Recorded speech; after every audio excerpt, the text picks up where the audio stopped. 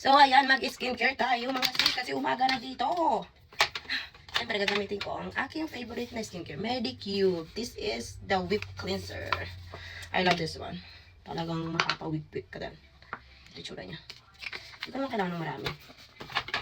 So, ganyan mo lang siya. Tapos, ayan o, ganyan siya o. Para siyang clay. Pero hindi.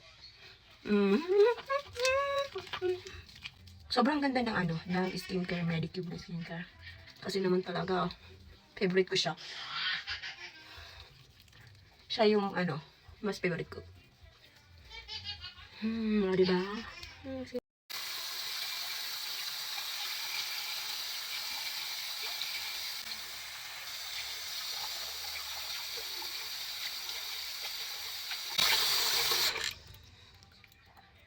Oh, diba? Hindi natanggal yung eyelashes ko kasi ito yung magandang eyelashes eh. Ito yung talagang mag-stay sa'yo ng 5 days. So, but anyways, ganito na yung mukha ko. Ayan. Tapos susunod na natin yan ng iba pang skincare. Oh, diba? Ganda! Paglinis tayo ng mukha.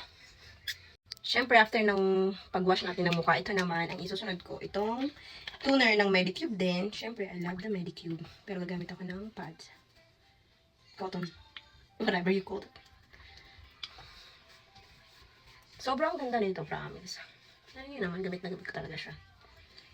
Hindi ko siya everyday ginagamit kasi iba yung minsan sa umaga ko, tapos iba din yung sa gabi ko. Ngayon, ito man ang gamitin ko. Skincare is the most important to our life. Kahit tumatanda na tayo. So, ayan. Ilalagay ko din yung link dito sa baba. Anyways, kung gusto nyo rin i-try yung itong whip cleanser, yung link na sa baba.